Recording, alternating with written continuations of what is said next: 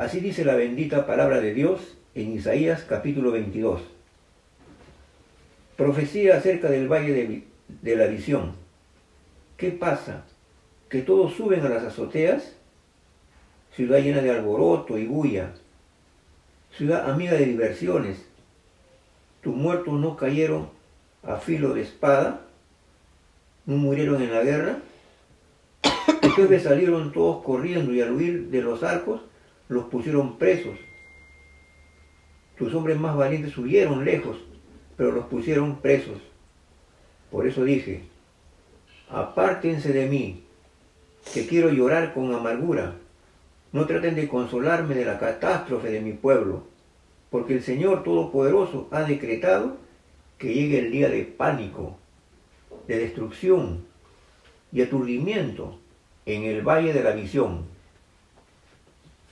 Están derribando las murallas, llegan los gritos hasta las montañas. Los elamitas prepararon ya sus flechas y están montados en sus carros y caballos. Los de Cuir sacaron sus escudos. Tus valles más hermosos están llenos de carros y la caballería ataca a la puerta de la ciudad.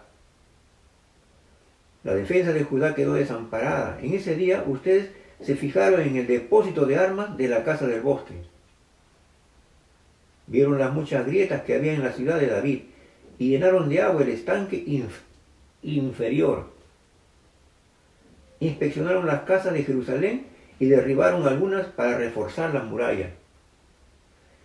Entre las dos murallas hicieron una cisterna para el agua del estanque viejo, pero no se fijaron en el que hizo todo aquello, el que desde hace mucho tiempo lo preparó. Ese día el Señor Todopoderoso los invitó a ustedes a llorar y a lamentarse, a rasparse la cabeza y a ponerse ropas ásperas en señal de dolor. Pero lo que hay es diversión y alegría, matar vacas y ovejas, comer carne y beber vino. Comamos y bebamos, que mañana moriremos, dicen. Y el Señor Todopoderoso se me apareció y me aseguró al oído, no voy a perdonarles este pecado. Antes de eso, morirán. Morirán ustedes. Son palabras del Señor Todopoderoso. Dios profecía acerca de Jerusalén. El profeta Isaías habla en nombre de Dios. Él es el portavoz de Dios. ¿Para qué habla?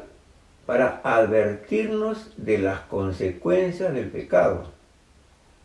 En los capítulos anteriores que vimos el pueblo de Moab, ¿no es cierto? ¿Cuál era el pecado de Moab? La altanería, la soberbia, la arrogancia, la altivez de corazón. Y vieron las consecuencias, ¿no? Acá también Dios habla ahora al pueblo de Israel. Le lanza una advertencia contra el pecado. ¿Qué pecado? El pecado de la autosuficiencia. ¿Qué es la autosuficiencia? El que habla y actúa como si fuera superior a los demás, como alguien que no necesita de nadie, se basta a sí mismo. Ellos son indiferentes a Dios. ¿Qué había pasado? El pueblo de Israel se había apartado de Dios, no tomaban en cuenta a Dios, desobedecían sus mandamientos, no les importaban sus enseñanzas. Este pueblo de Israel tenía el privilegio de haber sido el pueblo escogido de Dios. Imagínense, todas las bendiciones que recibieron, los milagros. Ahí vino el Mesías. Sin embargo, se había tornado indiferente a Dios. La autosuficiencia, la soberbia. Dejaron de confiar en Dios. ¿Para confiar en qué? En lo material. Se sentían seguros por sus posesiones materiales. Se creían autosuficientes, valientes, eran valerosos. Ya no querían depender de Dios. Dejaron de confiar en Dios. ¿En quién pusieron su confianza? Pusieron su confianza en las cosas materiales, en sus murallas, sus fortificaciones, que se sirvan de defensa para poder defenderse, ¿no?, del enemigo. ¿Cómo hicieron para reparar esas murallas, para fortalecer sus murallas? Dice que ellos recorrieron y revisaron las casas de Jerusalén. Algunas veces las derribaron. ¿Para qué? Para tomar piedra de ahí, de esas casas, y reforzar las murallas. También se sentían asegurados porque tenían agua. Acá no se dice cómo era la vida en ese momento en el pueblo. Era una ciudad llena de alboroto, una ciudad bulliciosa, amiga de las diversiones, parrandera, llena de golgorio, muy confiada, eran autosuficientes. Pero hay consecuencias, ¿no? Todo pecado trae consecuencias. Todo lo que el hombre sembrar, eso también cosechará. El profeta ve la ciudad, ¿cómo la ve? Llena de muertos. Le dice, tus muertos no cayeron a filo de espada, no murieron en la guerra. Ninguno presentó pelea, ninguno murió en batalla. O sea, se entregaron fácilmente al enemigo. ¿En manos de quién? De los asirios, ¿no? De los asirios. Y de los países con quien habían hecho convenio, ¿no? Los asirios. Tus jefes salieron todos corriendo y al huir de los arcos los pusieron presos. ¿Qué pasó con su autosuficiencia? Dice, tus hombres más valientes huyeron lejos, pero los pusieron presos. Era una catástrofe, ¿no? Una catástrofe lo que estaba pasando. Iban a pasar. Entonces la pregunta es, acá, hermanos, ¿qué pasó con aquello que era la base de su seguridad? ¿Qué sucede cuando tú pones tu confianza en las cosas materiales, en las cosas temporales, en las posesiones temporales? ¿Qué sucede? ¿Qué pasó con la muralla que le servía de defensa? Fueron derribadas las murallas, dicen, ¿no? Se quedaron sin defensa. Dicen, tus valles más hermosos están llenos de carros, de los enemigos, ¿no? La caballería ataca la puerta de la ciudad, dice el verso 7. El verso 8 dice, la defensa de Judá quedó desamparada. Así quedaron desamparados. Así sucede cuando nos apoyamos, nos sostenemos en las cosas materiales, en las cosas transitorias. ¿Qué sucede después? El profeta hace un llamado. ¿Un llamado a qué? Al arrepentimiento. Porque así es Dios, hermano. Siempre Dios advierte. Un llamado al arrepentimiento. Está en el verso 12, ¿no? Dice, ese día el Señor Todopoderoso le dijo que se raparan la cabeza en señal de dolor por sus pecados y que usaran ropa de tela áspera.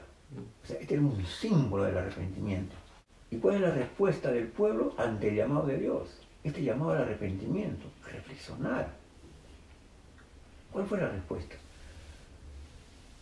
Versículo 13 que dice, ellos siguieron divirtiéndose, cantando, danzando y jugando, alegrándose. Siguieron su misma rutina de siempre, todos los días. Comiendo y bebiendo vino. Decían, ¿qué más da si mañana vamos a morir? O sea, vivían solo el presente. El futuro no les importaba. Esto me hace acordarse de qué?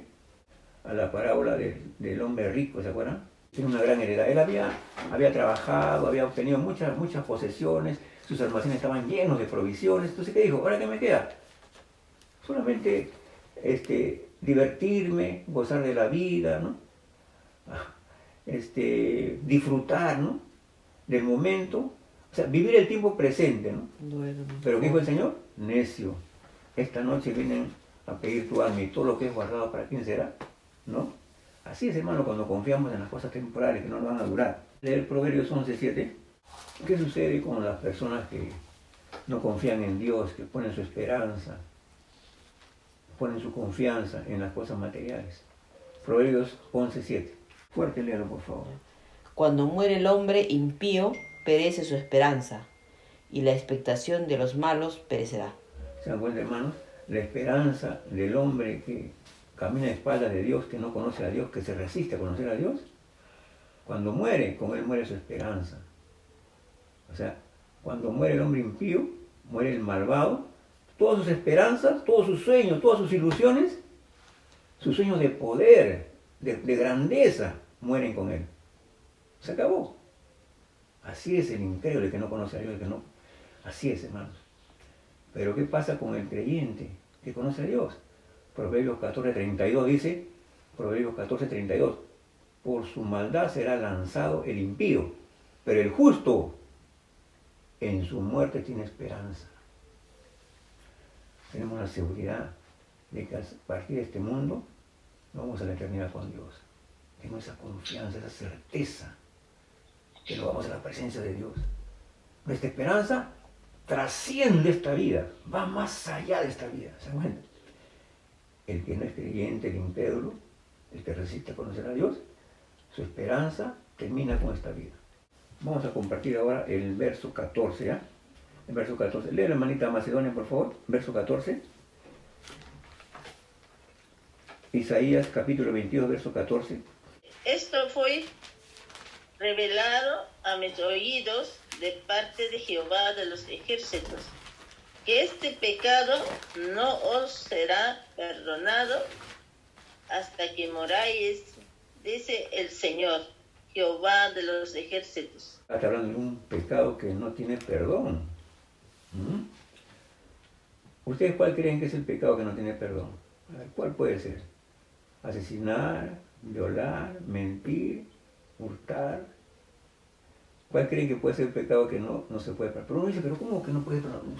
Sabemos que la palabra dice que la sangre de Jesucristo, su Hijo, nos limpia todo pecado. Acá dice la palabra que hay un pecado que no va a tener perdón. Dice así, ¿no? Y el Señor Todopoderoso se me apareció y me aseguró al oído, no voy a perdonarles este pecado. Antes de eso morirán ustedes. Son palabras del Señor Todopoderoso. Imagínense. ¿Sabe qué pasa, hermano? Este es el pecado contra el remedio. ¿Escucharon, hermanos? Este es el pecado contra el remedio. Es absurdo, ¿no? Es la resistencia, la obstinación, la rebeldía, rechazo constante, permanente, continuo a que Dios intervenga en tu vida. Tú no le permites, no le dejas que Él actúe en tu vida. Él quiere llevarte al arrepentimiento, pero tú no lo dejas, no lo permites. Es como que Él quisiera protegerte, así como un paraguas, ¿no? Y tú te escapas de ahí, algo así. Entonces, como que te quieres poner fuera de la protección de Dios, alejarte de la protección de Dios, fuera del perdón de Dios. Es cuando tú compartes la bendita palabra de Dios y la persona cómo reacciona, cómo responde, con indiferencia, no le importa, no le interesa. Es como pisotear la gracia de Dios. Así es. Ese es el pecado. O sea, ¿qué cosa es? Es un pecado contra el remedio. La medicina que te va a salvar, que te va a liberar. ¿Esto puede suceder?